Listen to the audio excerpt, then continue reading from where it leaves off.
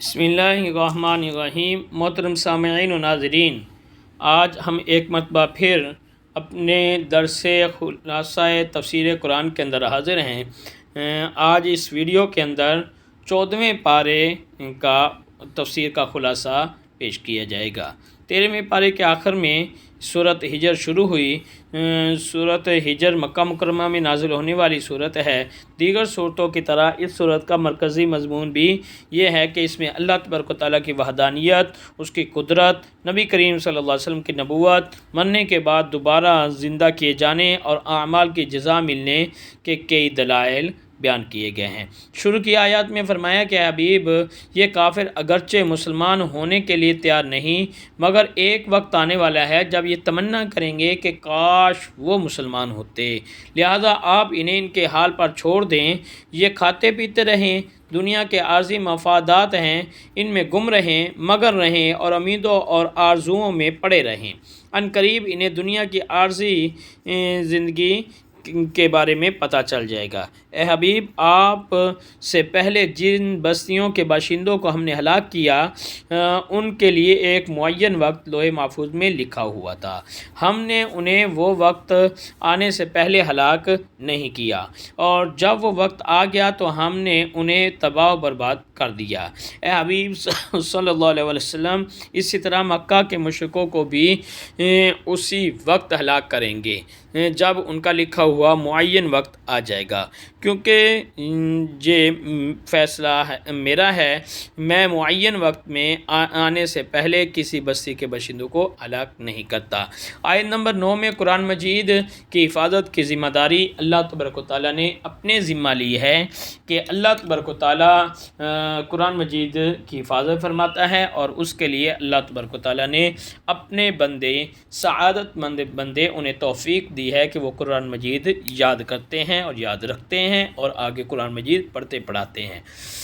آیت نمبر 16 میں بتایا کہ ہم نے آسمان کو سورج، چاند اور ستاروں سے آراستہ کیا تاکہ غور و فکر کرنے والے اس سے اللہ تبارک و تعالیٰ کے واحد خالق ہونے پر استدلال کریں اور جان لیں کہ ہر چیز کو پیدا کرنے والا اور اسے شکل و صورت عطا کرنے والا وہ صرف اللہ تبارک و تعالیٰ ہے۔ پھر فرمایا کہ اللہ تعالیٰ نے آسمان دنیا کو ہر مردود اور لعین شیطان سے محفوظ کر رکھا ہے، لیکن جو شیطان آسمانوں میں ہونے والی گفتگو کو چوری سے سننے کی کوشش کرے تو اس کا پیچھا ایک روشن شعلہ کرتا ہے، اور وہ شعلہ جو ہے اسے لگتا ہے اور اسے یا تو مخبوط الحواس بنا دیتا ہے یا اسے ہلاک کر دیتا ہے۔ اس کے بعد اللہ تبارک و تعالیٰ کی وحدانیت پر زمین پر موجود دلائل جو ہیں وہ ذکر کیے گئے۔ فرمایا کہ ہم نے زمین کو پھیلایا اور ہم نے اس میں مضبوط پہاڑوں کو لگایا تاکہ وہ زمین کو ہلنے سے، حرکت سے باز رکھیں۔ ساتھ ہی فرمایا کہ اللہ تبارک و تعالیٰ نے زمین میں ہر چیز لوگوں کی ضرورت کے مطابق ایک اندازے سے پیدا فرمائی ہے۔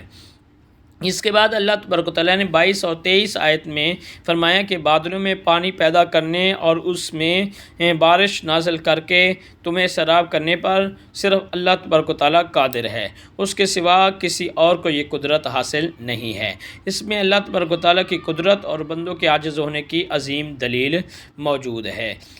اس کے بعد اللہ تبارک و تعالیٰ نے انسانوں اور جنوں کی پیدائش کا بیان فرمایا کہ اللہ تبارک و تعالیٰ نے انسانوں کو مٹی سے پیدا کیا، اس سے قبل جنات کو آگ کے شعلے سے پیدا فرمایا۔ اللہ تبارک و تعالیٰ نے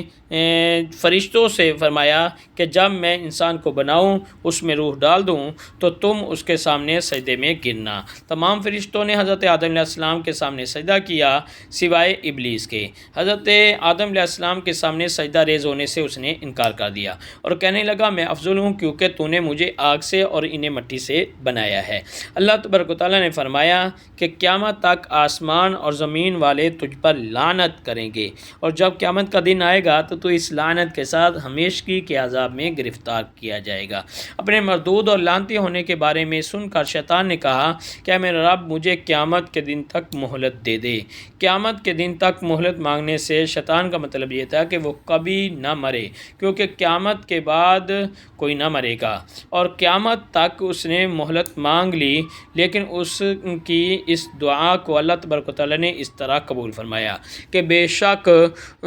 تو ان میں سے ہے جن کو اس ایک معین وقت تک کی مہلت دی گئی جس میں تمام مخلوق مر جائے گی، اور وہ وقت پہلے نفخہ کا ہے۔ تو شیطان کے مردہ رہنے کی مدت پہلے نفخہ سے دوسرے نفخہ تک کی ہے، جس کے بارے میں مختلف اقوال ہیں کہ 40 برس ہوگی، اور اس کو اس قدر مہلت دینا اس کے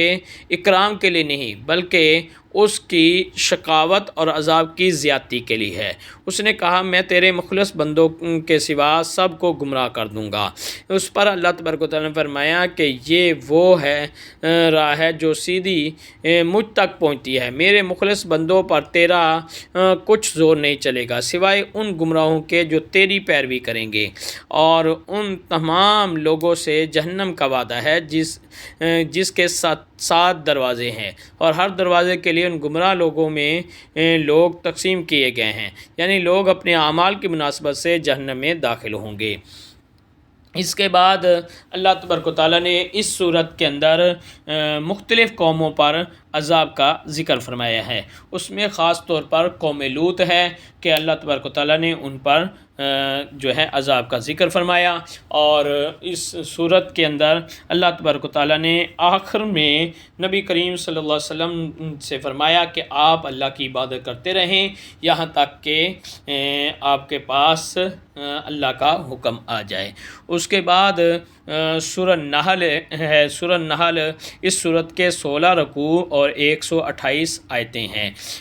نحل اس کی وجہ تسمیہ عربی میں شہد کی مکھی کو نحل کہتے ہیں۔ اس سورت کی آیت نمبر 68 میں اللہ تبارک و تعالیٰ نے شہد کی مکھی کا ذکر فرمایا، اسی مناسبت سے اس سورت کا نام سورہ نحل رکھا گیا۔ اس سورت مبارکہ کی بہت پیاری خصوصیت یہ ہے کہ اس میں بڑی کثرت کے ساتھ اللہ تبارک و تعالیٰ کی عظمت، اس کی قدرت، اس کی حکمت، اس کی وحدانیت کے دلائل ذکر کیے گئے ہیں۔ اگر کثرت سے اس صورت کو سمجھ کر پڑھا جائے تو دل میں اللہ تبارک و تعالیٰ کی محبت اور عظمت پیدا ہوتی ہے اور عظمت میں اضافہ ہوتا ہے۔ نیز اس صورت میں اللہ تبارک و تعالیٰ کی نعمتوں کا بیان بہت کثرت کے ساتھ کیا گیا ہے۔ آیت نمبر 5 میں جانوروں کی پیدائش کا ذکر ہے جس میں انسانوں کے لیے کئی طرح کے فوائد ہیں۔ اللہ تبارک و تعالیٰ نے اونٹ، گائے، بکریاں وغیرہ پیدا کی، ان کی کھالوں، اون سے تمہارے لیے گرم لباس تیار ہوتے ہیں۔ اس کے علاوہ بھی ان جانوروں میں سے بہت سے فائدے ہیں، جیسے تم ان کی نسل سے دولت حاصل کرتے ہو، ان کے دودھ پیتے ہو، ان پر سواری کرتے ہو اور ان کا گوشت کھاتے ہو۔ اللہ تبارک و تعالیٰ نے اس کے علاوہ بھی بہت فوائد ان کے اندر رکھے ہیں۔ اللہ تبارک و تعالیٰ نے سمندری دنیا کا تعارف کرواتے ہوئے بیان فرمایا کہ باہری جہاز اور کشتیاں پانی میں سفر کرنے اور سامان منتقل کرنے کے لیے بہترین ذرائع ہیں۔ تمہیں اس سے مچھلی کا تر و تازہ گوشت اور زیورات بنانے کے لیے موتی اور جواہر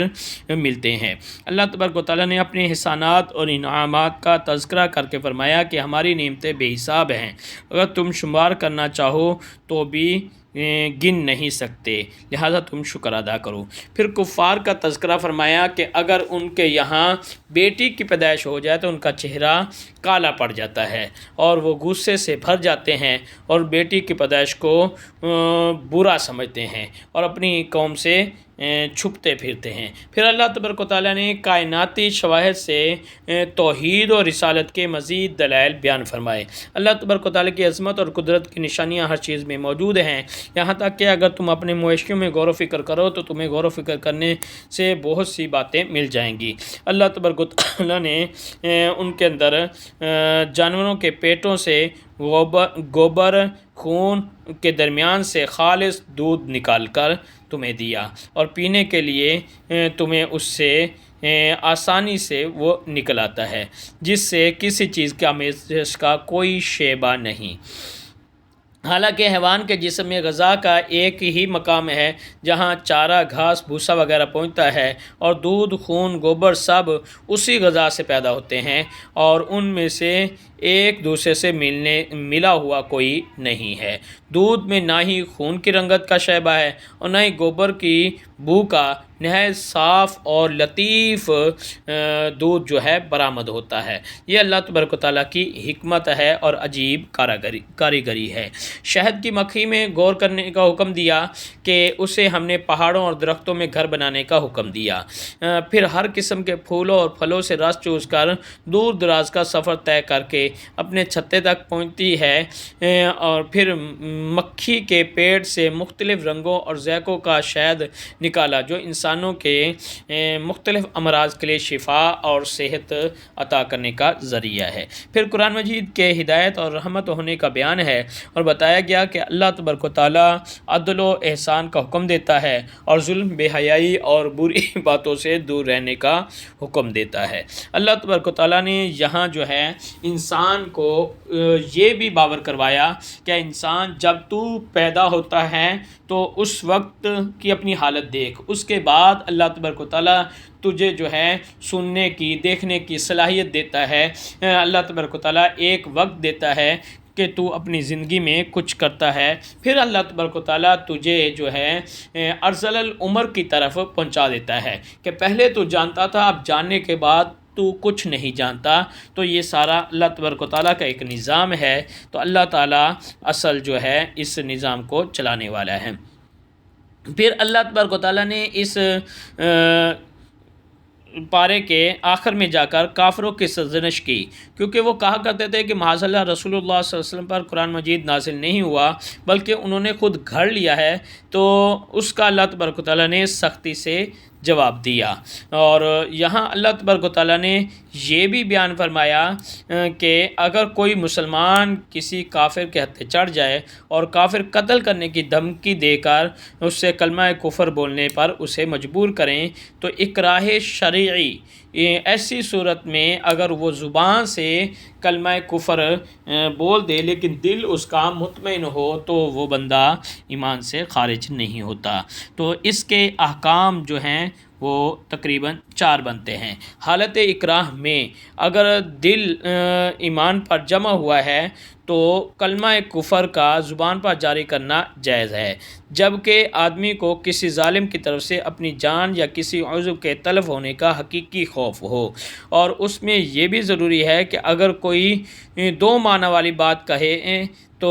گزارا چل سکتا ہو، جس سے کفار اپنی مراد لے لیں اور کہنے والا اس کی درست مراد لے لے، تو ضروری ہے کہ ایسی 2 معنی والی بات کہے جبکہ اس طرح کہنا جانتا بھی ہو۔ نمبر 2، اگر اس حالت میں بھی صبر کرے اور قتل کر دیا جائے تو اسے اجر ملے گا اور وہ شہید ہوگا، جیسا کہ حضرت خبیب نے رضی اللہ تعالیٰ عنہ نے صبر کیا اور وہ سولی پر چڑھا دیے گئے اور شہید کر دیے گئے۔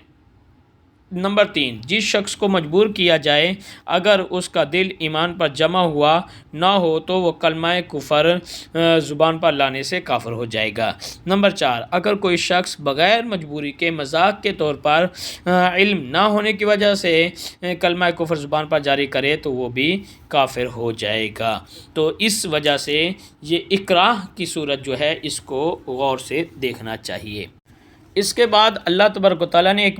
بستی کی مثال بیان فرمائی کہ وہ بستی بے خوف و خطر تھی، ہر طرف سے اطمینان تھا، ہر جگہ بستی والوں کے لیے کشادہ روزی آتی تھی۔ پھر انہوں نے اللہ تعالیٰ کی نعمتوں کی ناشکری کی تو اللہ تعالیٰ نے ان کی بدعمالیوں کے سبب ان کو بھوک اور خوف کے لباس کا مزہ چکھایا۔ تو اس کے بعد اللہ تبارک و تعالیٰ نے اللہ تعالیٰ کے دیے ہوئے حلال طیب رزق کھانے اور اس کا شکر ادا کرنے کا حکم دیا، اور اس کے بعد اللہ تبارک و تعالیٰ نے 4 حرام کیے ہوئے چیزیں جو ہیں ان کا اللہ تبارک و تعالیٰ نے ذکر فرمایا،